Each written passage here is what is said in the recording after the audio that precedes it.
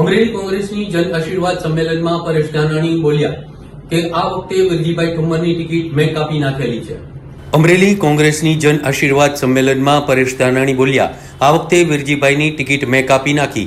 પરેશ ધાનાણીએ કહ્યું કે કોંગ્રેસના નેતાઓ એકબીજાની ટિકિટ કાપવાની લડાઈ કરતા હતા। વિરજી ઠુમ્મરની ટિકિટ કાપવામાં પરેશ ધાનાણી સફળ થયા અને જેનીબેનને ટિકિટ આપી।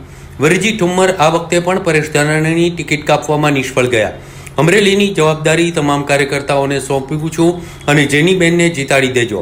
80 કરોડની જનતા મફતનું અનાજ લેવા લાઇનમાં ઊભી રહી છે અને ભાજપ માટે આ કામ યોગ્ય નથી।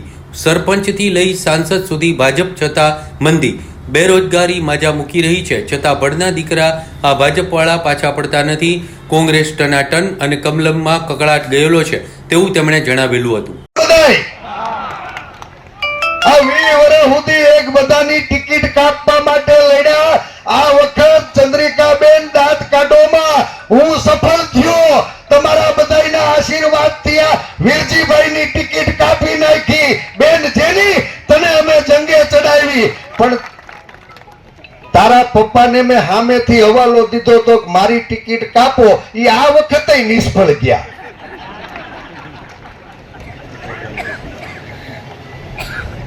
આ વખત કોંગ્રેસમાં બધું જ હમું ઉત્તર આલું જાય છે। બાપ, કોંગ્રેસ ટનાટન છે। 20 વર્ષના અનુભવ પછી આપણે બધા સુધરી ગયા અને આઈનો કકળાટ આજ કમલમની કાર્યાલયે ગયો।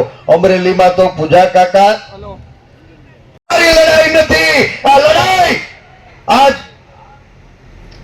મારો જે ખેડૂતનો દીકરો પરસેવો પાડે ને એને પોષણક્ષમ ભાવ નથી મળતા। ઉત્પાદન ખર્ચ વધતું જાય, પોષણક્ષમ ભાવ ન મળે, મારો ખેડૂતનો દીકરો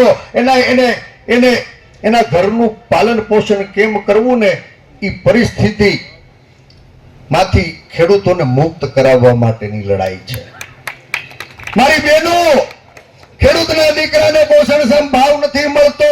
તમે રસોડે કરિયાણું ભરવા જાઓ તો કઈ સસ્તું નથી મળતું। આ વચ્ચેથી મલાઈ કોણ તારવી જાય? આ મલાઈ તારવી જનારા લોકોને ઓળખવા માટેની આ લડાઈ છે। આ લડાઈ મારો ભણેલો ગણેલો યુવાન બાપ લાખો રૂપિયા ખર્ચીને એ નોકરીઓ ગોતવા માટે જાય, દર ભટકે અને પરસેવો પાડવો, ક્યાંય નોકરી પણ નથી જડતી। અને નોકરીના વાકે બેનું અમારા ગામમાં તો કેટલાય ભાઈઓને ટાણું સાંડી ગયા, છોકરી નથી મળતી। આતંકવાદના પાપે નાના વેપાર ધંધા ભાંગીને ભૂકો થઈ ગયા છે, ફેક્ટરી કારખાના બંધ થઈ રહ્યા છે અને પરસેવો પાડનારા કેટલા યુવાનો એ બેરોજગારીના ખપ્પરમાં હોમાઈ રહ્યા છે। ત્યારે બેન, આ લડાઈ તારી લડાઈ નથી, આ લડાઈ આ દેશના, આ રાજ્યના, આ જિલ્લાના દરેક યુવાનની લડાઈ છે, દરેક મહિલાની લડાઈ છે, દરેક કિસાનની લડાઈ છે। અને છેલ્લી વાત કહી દઉં છું, આ ભાજપ વાળા ભડના દીકરા હજી પાછા નથી વળતા। પંચાયતથી પાર્લામેન્ટ સુધી ભાજપ, સરપંચથી સંસદ સુધી ભાજપ, કોર્પોરેશન થી કેન્દ્ર સુધી ભાજપ, ચારે કોર અત્ર તત્ર સર્વત્ર ભારતીય જનતા પાર્ટીનું શાસન છે।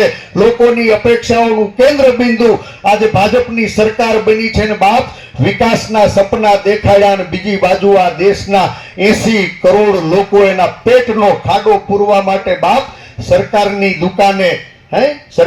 દુકાને મફત રાશનની ભીખ માંગવી પડે ને, ત્યારે મારું તમારું માથું શરમથી ઝૂકી